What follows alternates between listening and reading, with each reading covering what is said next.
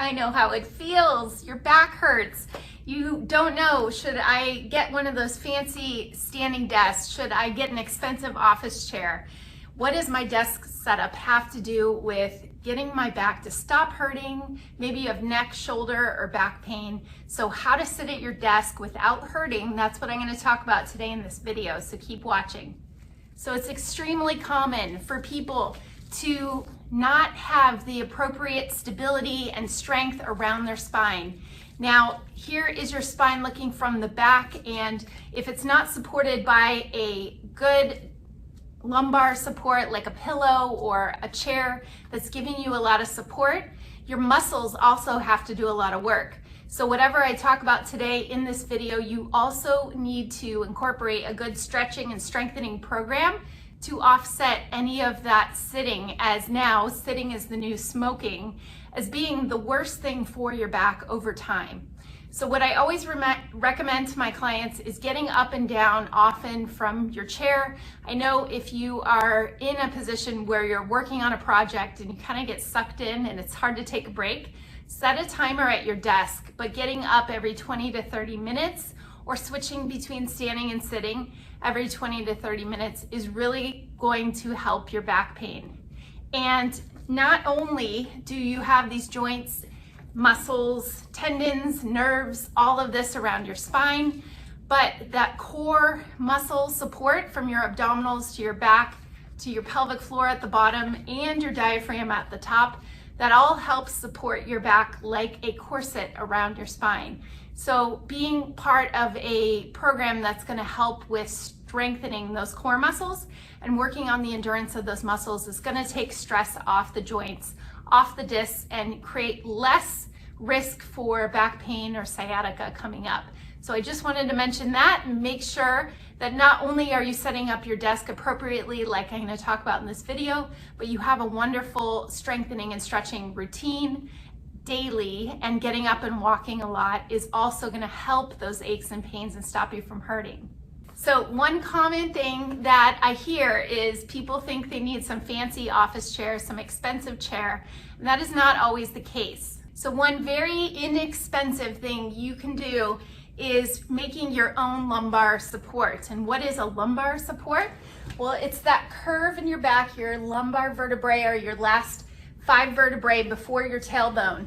And that area needs to be supported by either a round pillow, maybe you've seen them online, or a chair that has a little contour, a little curve that sits in the small of your back and the natural curve and supporting it.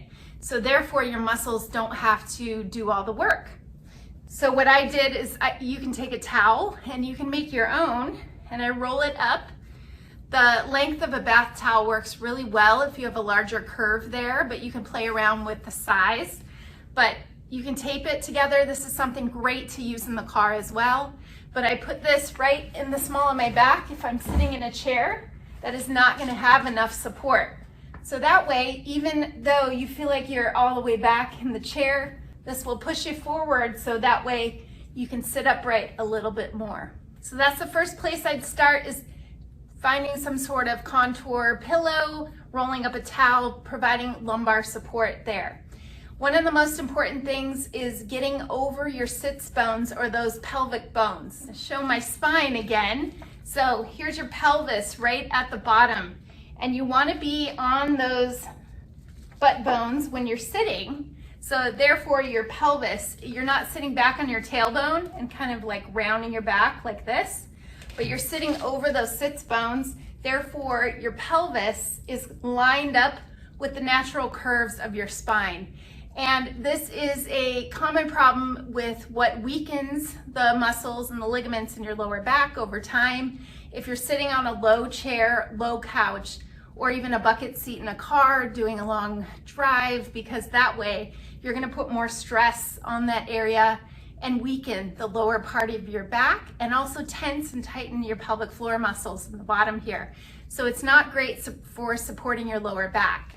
So the lower part of your back is always where I start, and your pelvis is always where I start when I teach how to sit properly in your desk.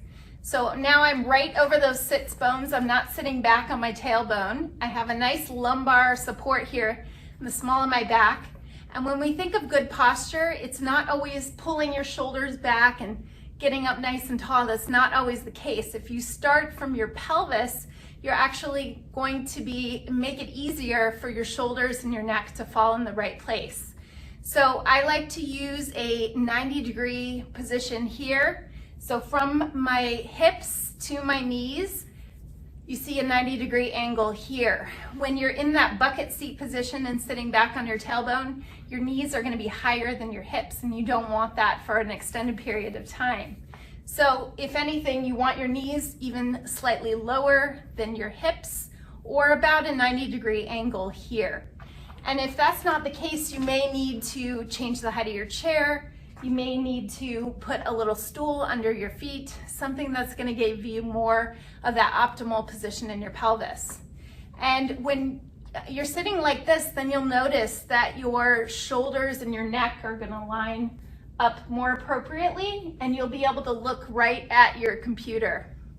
Now the 90-degree angle goes to the legs as well. So as you can see, my knees are bent at about 90 degrees, and then my feet can rest just calmly on the floor. I'm not flexing my feet. I'm not doing anything with my knees because I'm in a proper chair position here and the right height. Now, next, I'm gonna look at my desk setup, and where your computer is, you wanna be eye level with your screen. You may notice people that wear bifocals or maybe have trouble seeing, they're doing this with their neck, and their chin is jutting forward. That's gonna put backward bending in your upper part of your neck. Not great for headaches, stiffness, and even tension in your jaw, and creating TMJ problems too. So we really want to think of growing taller, elongating through your spine, and setting up your computer so it's right at eye level. If it's not, you may have to put some books, something under here to raise it up so it's more at eye level. I have a desk here with an adjustable height. So as you can see, this is not optimal. My hands are all the way up here. So then my wrists are gonna get a lot more pressure because they're having to put downward on the keyboard. Fine for a short amount of time, but over time you may develop carpal tunnel issues, wrist issues. Don't want that. So I'm gonna go to more of a 90-degree angle with my keyboard, and then my face is looking at my screen. I can adjust my screen, and therefore I can sit upright and I don't have to do this with my neck. So you want to be right at eye level here. So I use the 90-degree angle as well in this position for just a little bit of judgment on whether or not my screen or my desk is at the right height. So a few tips there. 90-degree angles are good to look for at your shoulder to elbow position. Same with your wrists, just being in a more neutral position when you're typing. And it's great to, people ask me about sitting on an exercise ball or using a standing desk. So with any of those cases, I do recommend it, although it's good to switch positions and not staying in one position for too long, because that's where your muscles have to do more of the work, and they're going to fatigue after a period of time, and therefore then the pain can go to your back or your neck, right to your joints. So you want to have a great core strengthening program. We always recommend Pilates-based exercise because you're going to be working on that elongation of your muscles, your strength and support of those muscles all around your spine, helps with posture and standing, sitting, and also just being more aware of your body too. So not only that, but the proper desk height, the proper sitting position here, having a little roll for your back, something to support your lower back. And people ask me about fancy chairs. Sometimes they do have a little more support. They can be more comfortable, but nothing is better than getting up and down and moving and drinking lots of water, because hydration is great for your muscles, your joints, and it will create less aching, less hurting, and that's why you're watching this video. So I hope you learned something here. If you have more questions or comments about this desk setup, maybe you heard something else that you have a question about and you'd like me to answer it, please put it in the comments below. I love talking about back pain, posture, and ways to really solve the nagging ache and pain, what you can do in your lifestyle to really switch it up. So if you like this video and you want to be alerted when we release more women's health and wellness tips and exercise videos as well, hit the subscribe button and follow Level 4 Women's Health. Thanks for watching.